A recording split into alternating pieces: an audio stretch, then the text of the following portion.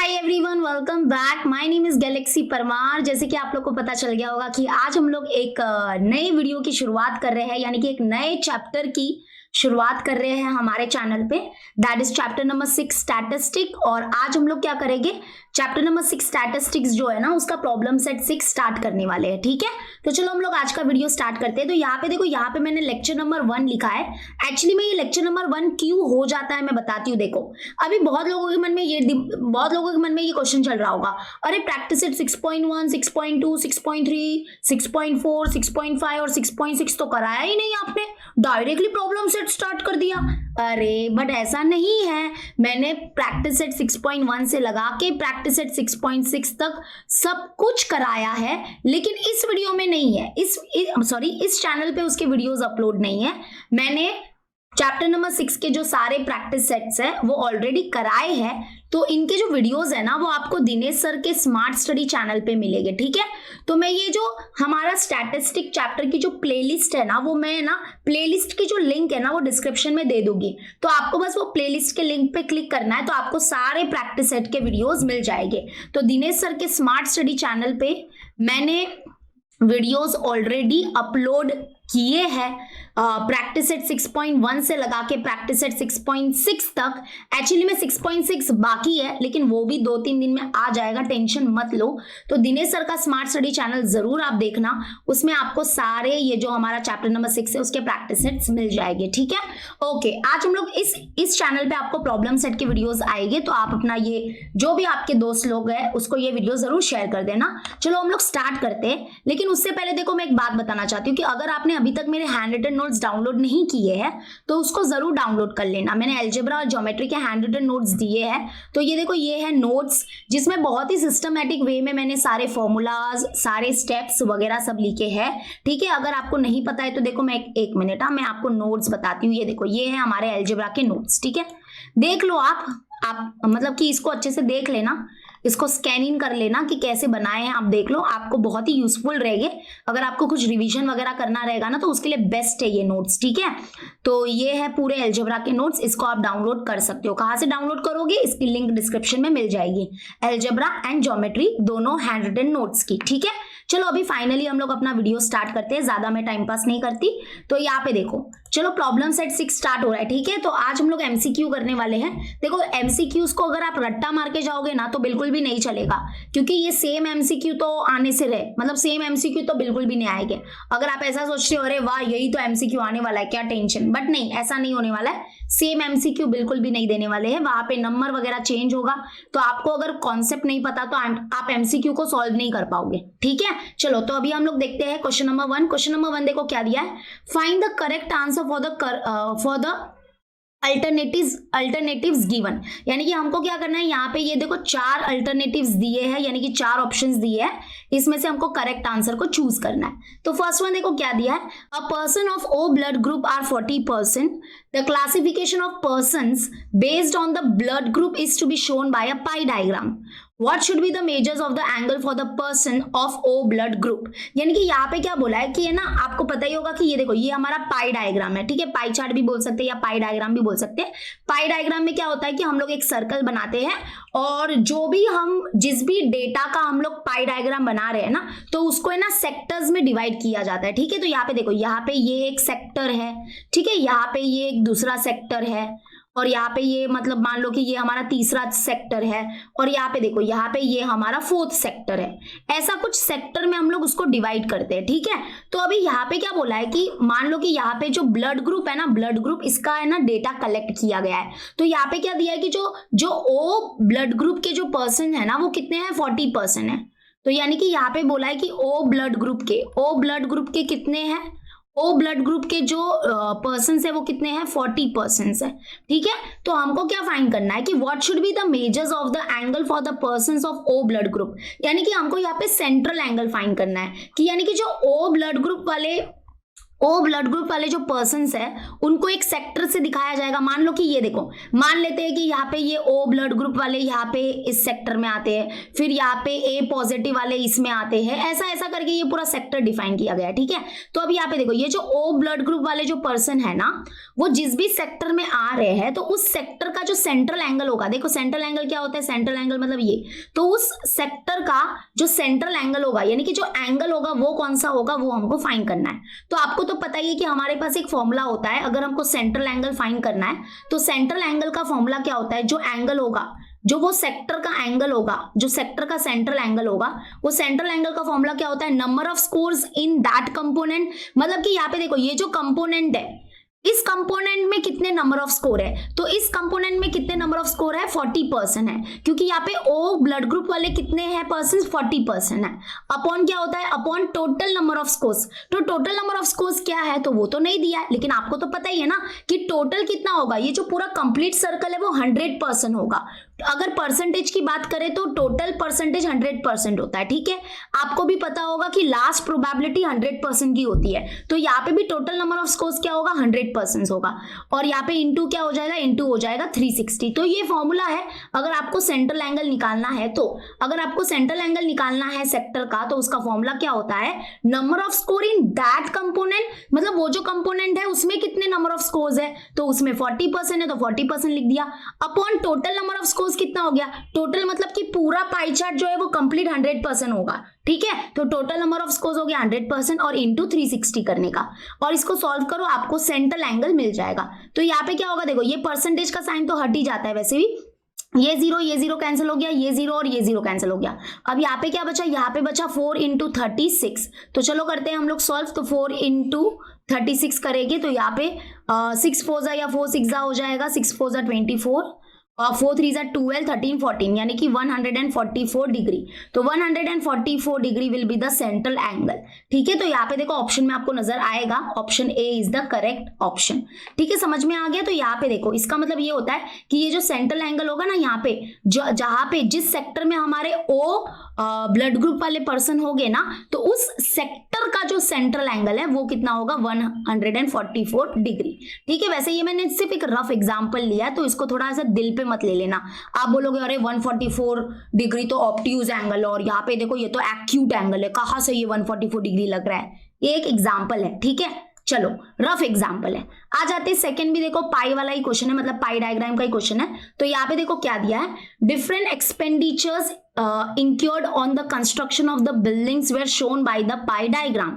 The expenditure of rupees 45,000 on cement was shown by a sector of central angle of 75 degree. What was the total expenditure of the construction? यानी कि यहाँ पे क्या बोला है कि एक पाई डायग्राम बनाया गया है, और पाई डायग्राम क्यों बनाया गया है, ताकि जो बिल्डिंग का जो कंस्ट्रक्शन हो रहा है ना, उसके लिए क्या क्या किस किस का खर्चा आ रहा है ना, उसके लिए एक पाई डायग्राम बनाया है। जैसे कि मान लेते हैं कि ये है इतना हमारा सीमेंट का खर्चा लगा, उसके बाद यहाँ पे मान लो कि यहाँ पे सीमेंट, और क्या क्या होता है यार बिल्डिंग को बनाने के लिए, और क्या क्या लगता है बिल्डिंग को बनाने के लिए, और क्या क्या लगता है, वैसे तो लगता बहुत है लेकिन कुछ याद नहीं आ रहा है। ये सीमेंट हो गया, और यहाँ पे देखो मतलब कि लोग भी लगते हैं, बरोबर, कि बिल्डिंग को कंस्ट्रक्ट करने के लिए लोग भी लगेंगे, तो उनको क्या बोल सकते हैं हम लोग, एम्प्लॉइज भी बोल सकते हैं। लाइक एम्प्लॉइज का तो बहुत खर्चा हो सकता है, तो यहाँ पे मैं एम्प्लॉइज रख देती हूँ। मतलब कि यहाँ पे वो जो पर्सन है ना जो बिल्डिंग बनाते हैं, तो उनका भी तो एक टाइप का खर्चा हुआ ना बिल्डिंग को बनाने का। उसके बाद ऐसे बहुत सारे मतलब कि ट्रांसपोर्ट वगैरह ये सब का भी खर्चा होता है, कि इधर से उधर माल लेके जाओ, ये लेके जाओ। तो ऐसे मान लो कि यहाँ पे जो बिल्डिंग के जो मैं ना बिल्डिंग बोलती हूँ, पता है तुम लोग को, मैं जब ऑफलाइन क्लासेस में पढ़ाती हूँ ना, तो वहां पे बच्चे हंसते हैं, मीन्स बिल्डिंग नहीं होता है, बिल्डिंग होता है। तो है ना, वो मेरा थोड़ा है ऐसा, मैं उसके लिए माफी चाहती हूँ, बट बिल्डिंग, ठीक है, बिल्डिंग। मैं बिल्डिंग क्या पता क्यों बोलती हूँ ऐसा, वो मेरा आदत हो गया है। तो फिर है ना, अभी यहाँ पे देखो ये ट्रांसपोर्ट का खर्चा, और यहाँ पे मान लो कोई और एक छोटा मोटा खर्चा है, ऐसा कोई खर्चा हो गया, ठीक है। तो यहाँ पे क्या दिया है कि अगर एक बिल्डिंग है उसको कंस्ट्रक्ट करने के लिए हमारे पास बहुत सारे खर्चे होते हैं और ये सारे खर्चे जो है वो पाई डायग्राम में दिखाए गए। तो ये सब है। हमारा मेन कौन है यहाँ पे? सीमेंट है। तो यहाँ पे क्या बोला है? द एक्सपेंडिचर, एक्सपेंडिचर मतलब खर्चा, ठीक है, खर्चा। The expenditure of ₹45,000 on cement was shown by the sector of central angle 75 degree. मतलब कि जो यहाँ पे सीमेंट में जो खर्चा लगा है ना वो हमको दिया है। कितना दिया है? ₹45,000। तो यहाँ पे ₹45,000 जो है वो सीमेंट के ऊपर खर्चा लगा, ठीक है। और ये जो सीमेंट जो है उसका जो सेक्टर है, सीमेंट का जो सेक्टर दिया गया है उस सेक्टर का सेंट्रल एंगल भी दिया गया है। मतलब यहाँ पे ये टीटा होता है, सेंट्रल एंगल को वैसे तो टीटा से डिनोट करते हैं, तो टीटा हमको दिया गया है 75 डिग्री। मतलब देखो ये वाला जो सेक्टर है ना, ये सेक्टर क्या रिप्रेजेंट कर रहा है? ये सेक्टर रिप्रेजेंट कर रहा है सीमेंट वाला। तो सीमेंट का खर्चा हुआ है 45,000, ठीक है। और ये जो सीमेंट का जो सेक्टर दिखाया गया है ना उसका जो सेंट्रल एंगल है, मतलब ये वाला एंगल, ये जो सेंट्रल एंगल है ना, ये सेंट्रल एंगल कितना दिया है? 75 डिग्री दिया है। और अभी हमको क्या बोला है? टीटा मतलब 75 डिग्री है। तो यहाँ पे बोला what was the total expenditure of the construction, मतलब कि पूरा ये जो बिल्डिंग को बनाने का जो खर्चा लगा वो कितना लगा वो फाइंड करना है। तो यहाँ पे अगेन वही फॉर्मूला यूज करेंगे, ये वाला कि central angle, measure of the central angle of the sector का जो फॉर्मूला होता है, यानी कि यहाँ पे टीटा मतलब जो सेंट्रल एंगल होता है that is equal to what? Number of score in that component. मतलब वो जो कंपोनेंट है उसमें कितना नंबर ऑफ स्कोर है। तो यहाँ पे बताओ कि सीमेंट को बनाने का कितना खर्चा लगा, तो वो लगा 45,000। तो यानी कि number of score in that component मतलब सीमेंट वाला कंपोनेंट, तो इसमें कितना खर्चा लगा? वो लगा 45,000, ठीक है।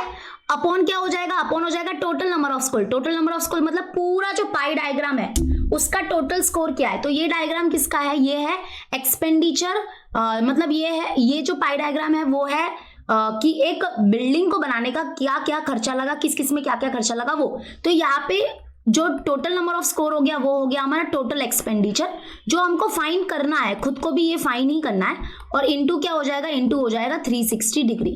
तो अभी यहाँ पे टीटा की वैल्यू हमारे पास है, सेंट्रल एंगल देखो क्या है 75 डिग्री, तो इसके नीचे हम लोग लिख देंगे 75 डिग्री इज इक्वल टू यहाँ पे आ जाएगा 45,000 अपॉन क्या हो जाएगा? अपॉन हो जाएगा टोटल एक्सपेंडिचर।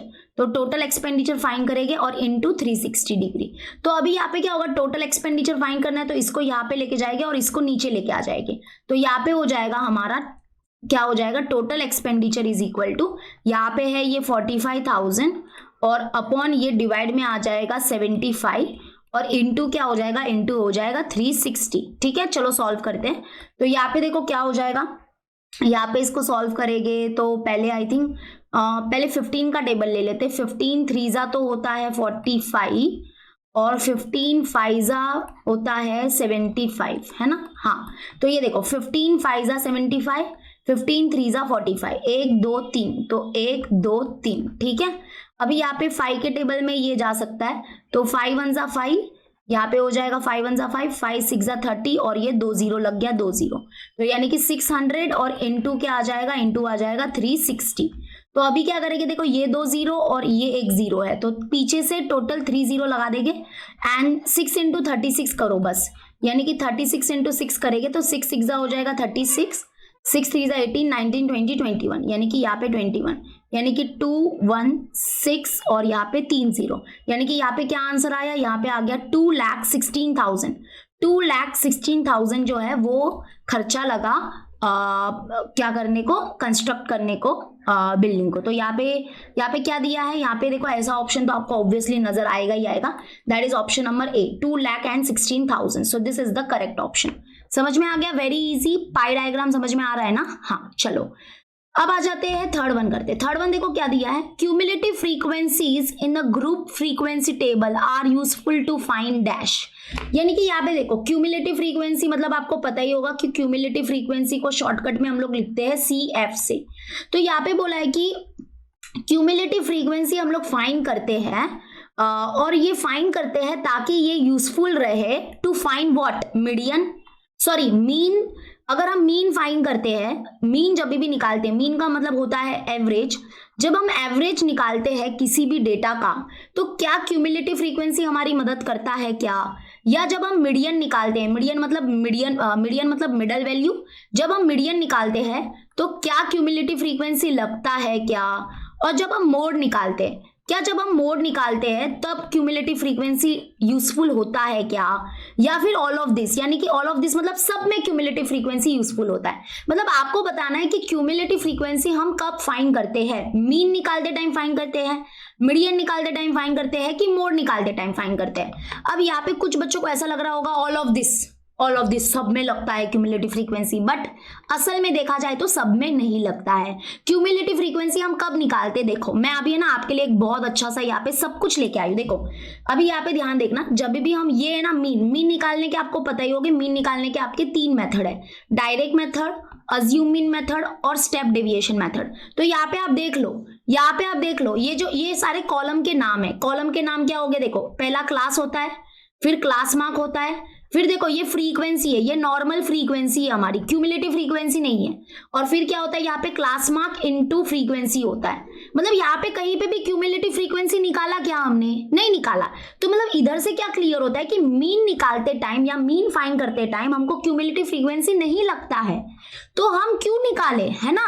तो मतलब मीन निकालते टाइम यहाँ पे भी देख लो, यहाँ पे 3 अलग अलग मेथड है, लेकिन तीनों अलग अलग मेथड में कहीं पे भी क्यूमुलेटिव फ्रीक्वेंसी नहीं लगता है। अज्यूम मीन मेथड हो गया, स्टेप डेविएशन मेथड हो गया, कहीं पे भी क्यूमुलेटिव फ्रीक्वेंसी नहीं लगेगा। मतलब मीन निकालते टाइम तो क्यूमुलेटिव फ्रीक्वेंसी की कोई गरज ही नहीं है। तो पहली बात तो एक तो ये क्लियर हो गया, क्या क्लियर हो गया कि मीन हमारा आंसर नहीं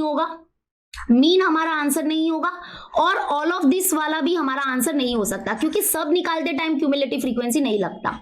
ठीक है, तो ये कैंसिल हो गए। अभी चेक करना पड़ेगा मीडियन और मोड के लिए। चलो मीडियन देखते हैं। तो मीडियन तो एक ही है, मीडियन का एक ही मेथड होता है फाइंड करने का, और वो रहा ये। तो यहाँ पे देखो मीडियन निकालते time, median for group frequency distribution, मतलब कि ये ग्रुप डेटा है और इसका मीडियन निकालते टाइम देखो क्या क्या लगता है, कौन कौन से कॉलम लगते हैं। पहले तो हमारा क्लास वाला कॉलम होता है, कंटिन्यूअस क्लास भी होना चाहिए। देखो अगर आपको नहीं पता है ना, तो मीडियन और मोड के टाइम पे कंटिन्यूअस क्लासेस चाहिए होते हैं। ठीक है, ये भी क्वेश्चन आ सकता है कि कौन कौन से मेथड के लिए कंटिन्यूअस क्लासेस चाहिए। तो याद रखना, मीडियन के लिए चाहिए, मोड के लिए चाहिए, जो हमारा हिस्टोग्राम होता है या जो हमारा फ्रीक्वेंसी पॉलीगॉन होता है, ये सब के लिए क्लासेस कंटिन्यूअस होना जरूरी भी है। ठीक है, हाँ, लेकिन मीन के लिए अगर क्लासेस कंटिन्यूअस नहीं हुआ तो चलता है। ठीक है, ये याद रखना। चलो वो छोड़ो, अभी हम यहाँ पे आ जाते हैं। हमको क्या बोला है, देखो यहाँ पे अगर आप देखोगे ना, तो मीडियन के लिए क्यूमुलेटिव फ्रीक्वेंसी लगता है। देखो क्योंकि यहाँ पे फॉर्मूला में भी देखो आपको क्यूमुलेटिव फ्रीक्वेंसी नजर आ जाएगा। मतलब मीडियन बिना क्यूमुलेटिव फ्रीक्वेंसी के निकल ही नहीं सकता। तो इतना क्लियर हो गया कि मीडियन के लिए क्यूमुलेटिव फ्रीक्वेंसी हमको निकालना पड़ता है। और मोड के लिए भी आप देख लो, मोड के लिए क्यूमुलेटिव फ्रीक्वेंसी नहीं लगता है। मोड के लिए तो मोड तो बहुत सिंपल है बच्चा। मोड के लिए क्या लगता है, 2 कॉलम लगते हैं बस, एक क्लास वाला कॉलम होता है और एक फ्रीक्वेंसी वाला कॉलम होता है बस। ओके, और क्लास कंटिन्यूअस होना चाहिए। तो यहाँ पे ये दोनों कॉलम ही होते हैं मोड में, तो यानी कि यहाँ पे भी क्यूमुलेटिव फ्रीक्वेंसी नहीं लगता। तो मतलब यहाँ से एक समझ में आ गया कि यहाँ पे ऑप्शन नंबर है बी इज द आंसर। तो क्यूमुलेटिव फ्रीक्वेंसी सिर्फ मीडियन निकालने के लिए यूजफुल होता है। ठीक है, चलो डन। आगे आ जाते हैं फोर्थ वन देखो क्या दिया है, the following to find mean for a group frequency the following to find mean from a group frequency table is x bar is equal to a plus summation of fi into ui upon summation of fi into h into g. okay, in the formula ui is equal to dash. Okay, देखो कितना complicate करके दिया है। Actually में देखा जाए तो ये इजी क्वेश्चन है। देखो मैं बताती हूँ, यहाँ पे क्या बोला है, the formula to find mean from a group frequency table is this. यानी कि देखो आपको पता ही होगा कि मीन को हम लोग एक्स बार से डिनोट करते हैं। तो मीन निकालने के लिए हमारे पास 3 मेथड है, direct method, assume mean method और स्टेप डेविएशन मेथड। तो ये जो यहाँ पे फॉर्मूला लिखा है मीन का, वो स्टेप डेविएशन का फॉर्मूला है। किसका फॉर्मूला है, स्टेप डेविएशन मेथड का फॉर्मूला है। स्टेप डेविएशन में ही जी आता है, याद होगा आपको, स्टेप डेविएशन मेथड का ही फॉर्मूला है। अगर आपको विश्वास नहीं होता है तो चलो विश्वास दिला देती हूँ। ये देखो स्टेप डेविएशन मेथड का ये सारे हमारे कॉलम्स होते हैं। पहले हम लोग क्या करते हैं, देखो ये है हमारा स्टेप डेविएशन का मेथड, स्टेप डेविएशन का फॉर्मूला। तो देखो मीन निकालने का फॉर्मूला क्या है, मीन इज इक्वल टू ए मतलब अज्यूम मीन होता है, प्लस यू बार की वैल्यू अगर देखोगे तो यू बार की वैल्यू ये होती है। तो यानी कि यहाँ पे देखो, यहाँ पे इन लोग ने क्या किया है ना, एक्चुअली में देखा जाए तो ये यू बार है। अगर इसको मैं रीराइट करूं तो ऐसा है, ये देखो एक्स बार यानी कि mean is equal to A plus ये देखोगे ना तो ये यू बार है, यू बार देखो, यू बार हम लोग निकालते थे सबसे पहले summation of F I into you I upon summation of F I, तो यहाँ पे देखो यही है, तो ये हमारा यू बार है, तो दिस इज अवर यू बार।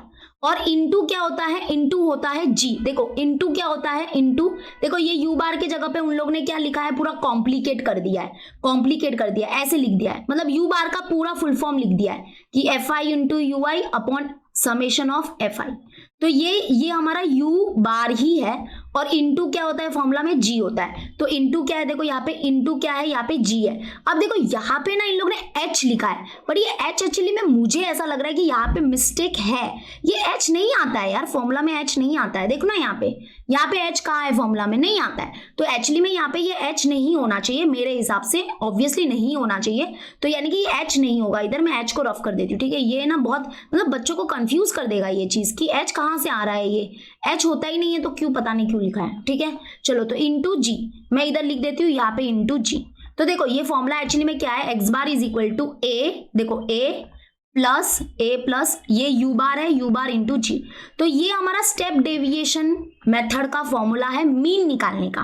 तो इसमें आपको क्या बोला है कि इन द फॉर्मूला, ये जो फॉर्मूला है इसमें ui का रोल क्या है या ui का फॉर्मूला क्या है, ui का फॉर्मूला इसमें से क्या है, ये 4 ऑप्शन है हमारे पास, ui का फॉर्मूला क्या है, तो आपको क्या करना पड़ेगा, स्टेप डेविएशन मेथड जो है ना उसके कॉलम को याद करना पड़ेगा। देखो ये है उसके कॉलम, ये उसके कॉलम है, याद करो, पहला क्लास वाला कॉलम होता है, फिर क्लास मार्क वाला कॉलम होता है, फिर डेविएशन वाला कॉलम होता है, और ये देखो यूआई, हाँ ये देखो हाँ, तो यूआई का फॉर्मूला होता है, यूआई का फॉर्मूला होता है डी आई मतलब डेविएशन अपॉन जी, डेविएशन अपॉन जी, तो ये है हमारा यूआई का फॉर्मूला, ठीक है। तो चलो यहाँ पे ऑप्शन में देखते हैं कि डी आई अपॉन जी कहाँ पर है, तो D I upon G, D I upon G, D I upon G, D I upon G, अरे बाबा डी आई अपॉन जी तो है ही नहीं, तो इन लोग अभी क्या होगा, क्या रॉन्ग है, क्या क्वेश्चन रॉन्ग है, नहीं बाबा, यहाँ पे भी क्या करना पड़ेगा, देखो अपॉन में जी इधर है, अपॉन में जी इधर है, और अपॉन में जी इधर है, मतलब ये ऑप्शन तो नहीं होगा, ये आंसर नहीं होगा, option A, option C, option D में से ही हमारा कुछ ना कुछ तो आंसर है, क्योंकि जी अपॉन में है। तो यहाँ पे क्या करेंगे, डी आई, देखो एक्चुअली में अगर आप इसके पहले वाला कॉलम देखोगे तो डी आई का भी एक फॉर्मूला होता था, डेविएशन कैसे निकालते थे, तो डेविएशन हम लोग निकालते थे एक्स आई माइनस ए करके, तो डी आई के जगह पे हम लोग लिख सकते हैं x I minus A upon जी, तो देखो ये फॉर्मूला बन गया, तो ui का फॉर्मूला क्या बन गया, ui का फॉर्मूला बन गया xi minus A upon G, मतलब कि ये वाला, this option C is the correct option, क्या है ये, option C is the correct option, ठीक है, समझ में आ गया। तो क्या एक्चुअली में देखा जाए तो मैं बताती हूँ, देखो ui का फॉर्मूला है डी आई अपॉन जी, लेकिन डी आई तो यहाँ पे है ही नहीं, ऐसा कोई ऑप्शन ही नहीं है, बट हमने क्या बोला, अरे डी आई तो है ना, जो डेविएशन है वो कैसे निकलता है, क्लास मार्क में हम लोग क्या करते हैं, अज्यूम मीन को माइनस करते हैं, तो ये डी आई का फॉर्मूला है x I minus A upon जी, तो इसलिए यू आई का फॉर्मूला बन जाता है ये, ठीक है।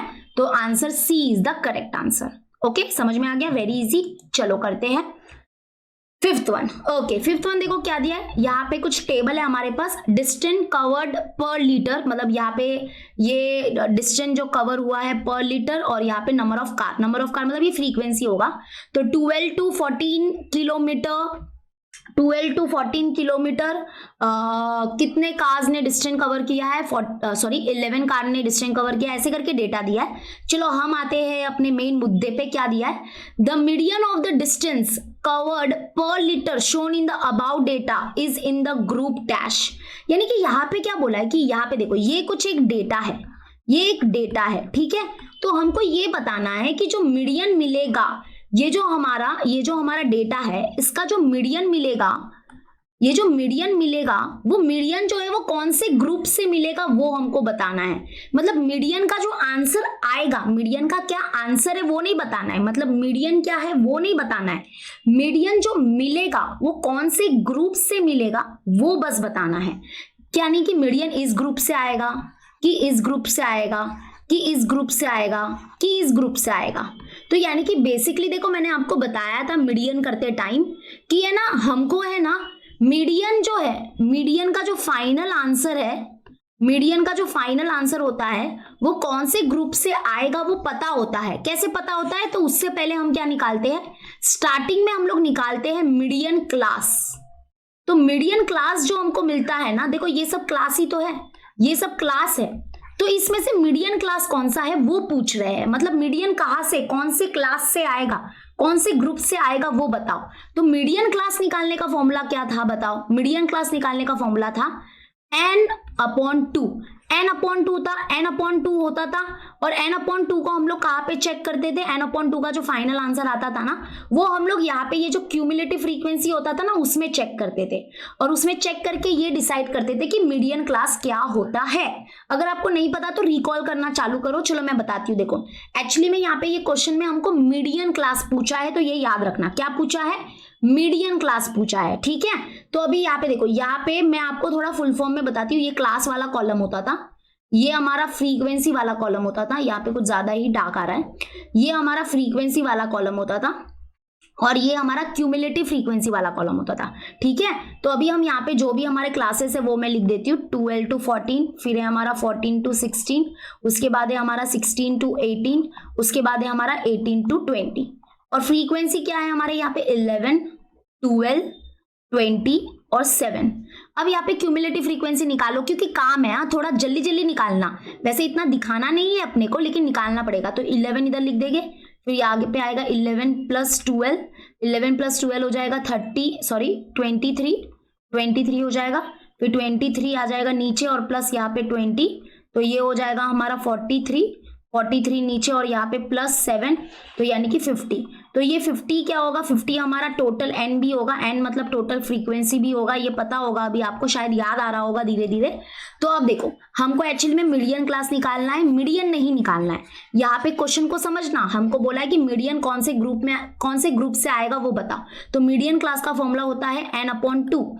n मतलब टोटल फ्रीक्वेंसी जो है 50/2, 50 है ना, हाँ 50 / 2 करोगे तो मिलेगा 25।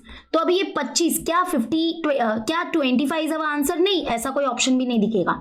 तो अभी हमको ये चेक करना है कि 25 जो है वो क्यूमुलेटिव फ्रीक्वेंसी में कहाँ पर आता है। तो यहाँ पे देखो 25 कहाँ पर आएगा, 23 के बाद आएगा 25, बरोबर, 23 के बाद आएगा 25। तो मतलब ये वाला जो हमारा ग्रुप है, ये वाला जो हमारा ग्रुप है, this is our median class, ये हमारा मीडियन क्लास है। मतलब इसका मतलब क्या होगा कि जो भी मीडियन का आंसर आएगा वो इसी ग्रुप से आएगा, यानी कि 16 और 18 के ग्रुप से आएगा। 16 और 18 के बीच की कोई वैल्यू, बीच की मतलब एग्जैक्टली बीच की नहीं, बट फ्रॉम 16 to 18 कोई भी वैल्यू हो सकती है मीडियन की। तो यानी कि देखो क्या किया हमने, ये जो n/2 है ना, ये वाला जो नंबर है वो चेक किया कि क्यूमुलेटिव फ्रीक्वेंसी में कहाँ पे आता है। तो 23 के बाद आता है 25, मतलब इस ग्रुप में होगा हमारा, ठीक है। 25 इस ग्रुप में लाई करेगा, तो मतलब ये वाला जो ग्रुप है, ये वाला जो ग्रुप है वो है हमारा मीडियन क्लास वाला ग्रुप। तो कहाँ पर है option C is the correct option, 16 to 18, ठीक है। चलो नेक्स्ट आ जाते हैं, नेक्स्ट करते हैं 6th वन। देखो क्या दिया है, number of trees planted by each student. यहाँ पे दिया है कि नंबर ऑफ ट्रीज जो है बच्चों ने कितने प्लांट किए हैं वो दिया है। 1 2 3 ट्रीज कितने बच्चों ने प्लांट किए, 7 बच्चों ने। फिर 4 to 6 कितने बच्चों ने प्लांट किए, 8 बच्चों ने, ऐसा कुछ दिया है।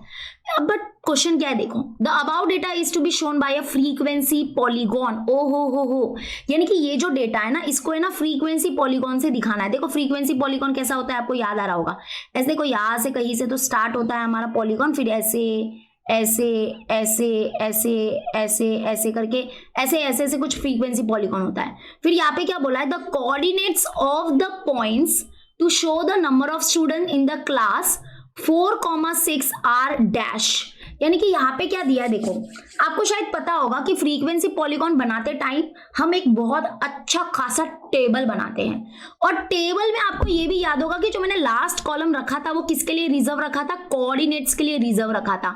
क्योंकि फ्रीक्वेंसी पॉलीगॉन में क्या होता है ना कि हमको ना पॉइंट्स दिखाने पड़ते हैं, पॉइंट्स को लोकेट करना पड़ता है। देखो मैं अच्छे से थोड़ा बताती हूँ, आपको समझ में आ जाएगा। बहुत ही ईजी क्वेश्चन है यार, तुम लोग इसको ज्यादा हार्ड मत समझना, मैं थोड़ा डिटेल में बता रही हूँ, बाकी कुछ नहीं। देखो जैसे कि यहाँ से हमारा फ्रीक्वेंसी पॉलीगॉन स्टार्ट हो रहा है मान लो, फिर इधर दूसरा पॉइंट, इधर तीसरा पॉइंट, इधर चौथा, ये 5th, ये 6th, फिर ऐसे ऐसे करके कुछ होता है, बरोबर।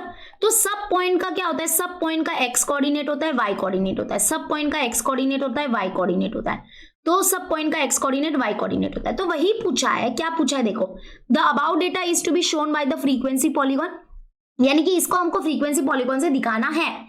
एक्चुअल में नहीं दिखाना है बट दिखाना है समझो।